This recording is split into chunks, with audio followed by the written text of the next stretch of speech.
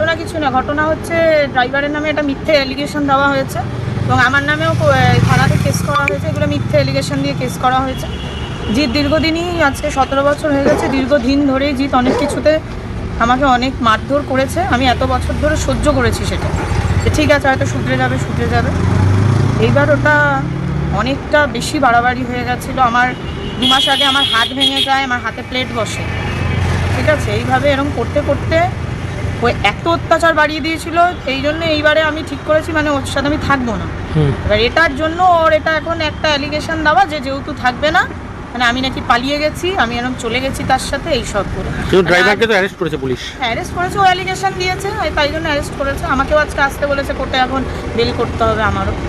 আমি কি করেছি, অপরাধ কি করেছি?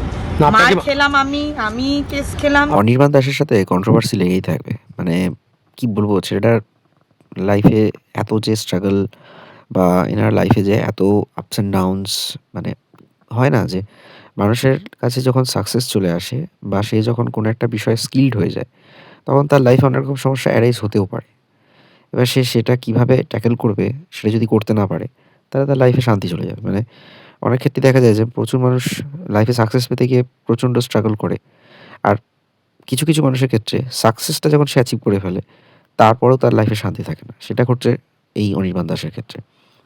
একটা সময় বাবার ব্যবসাটাকে নিজে দাঁড় করালো, সোশ্যাল মিডিয়াতে পপুলারিটি পেলো, ব্লগ করার সুবাদে তার ব্যবসা যখন দাঁড়ালো, তখন বাবা-মায়ের সাথে সমস্যা এবং সেখানে তার ভাইয়ের ইন্টারফারেন্সের জন্য মায়ের সাথে সমস্যা। দেন নিজের ব্র্যান্ড বানালো অনির্বাণ দাস ক্যাটারার্স।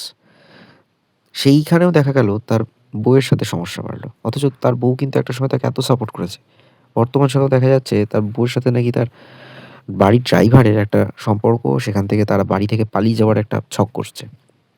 সেটা যখন পুলিশ আইডেন্টিফাই করতে পারলো এবং ধরতে গেল, এমনই সিচুয়েশন হলো যে মানুষ মাথা গরম করলো, থানার সামনেই বুকে থাপ্পড় মারলো, বউ চলে গেল পুলিশের কাছে একটা কমপ্লেন করতে, পুলিশ আবার তাকেই উল্টে অ্যারেস্ট করে ফেললো।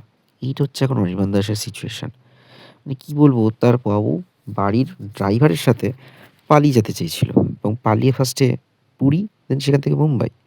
সেটা পুলিশ ধরে ফেললো এবং এখানে ব্যবসায়িক কোনো লেনদেন আছে কিনা, কোনো রকম কোনো এক্সট্রা কোনো মানিটারি গেইন বা বেনিফিটের ব্যাপার আছে কিনা, সেটা হয়তো সময় বলবে। কিন্তু আমি ভাবছি যে এই অনির্বাণ দাসের কথা, যে এই ১ বছরের মধ্যে স্পেশালি ২০২৫ থেকে ২৬ সবে শুরু হয়েছে। এর মধ্যে কত কিছু ঘটলো। এক তো বাবা-মায়ের সাথে সম্পর্ক টানাপোড়েন চললো। ব্যবসা থেকে বেরিয়ে যাওয়া, তারপর নিজের একটা সেটআপ বানানো, সেখান থেকে বিজনেসকে বড় করা। তারপর আবার হঠাৎ করে সেখান থেকে তার ফ্যামিলি ইস্যু, পার্সোনাল ব্যাপারে ইন্টারফারেন্স, সেখানে বাড়ির ড্রাইভার যুক্ত হয়ে যাওয়া। মানে বিচ্ছিরি, এবং সেটা আবার নিজে সে পোস্ট করছে ফেসবুকেতে যে হ্যাপিলি ম্যারিড কাপল লাইফ। মানে তার বউয়ের সাথে তার বাড়ির ড্রাইভার পালিয়ে যেতে চেয়েছিল, সেইসব নিয়ে একটা পোস্ট করেছে। এটা অনেক কিছু চলছে। আবার তার বউ সেটার ক্লারিফিকেশন দিয়ে বলেছে এরকম কিছু না, সবটাই সাজানো।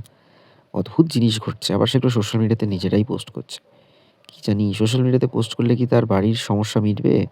নাকি তার বউ সবকিছু ছেড়ে তার সাথে থাকবে? নিশ্চয়ই সম্পর্কের মধ্যে কোনো ফারাক বা কোনো গ্যাপ এসছে। সেজন্য বাড়ির ড্রাইভার সেখানে ঢুকে পড়েছে। এছাড়া আর কি ঘটবে বলুন? কত কিছুই ঘটছে, মানে সেগুলো সোশ্যাল মিডিয়াতে লোকজন আবার ফলো করে পোস্টও করছে। Stay tune on Bong stories.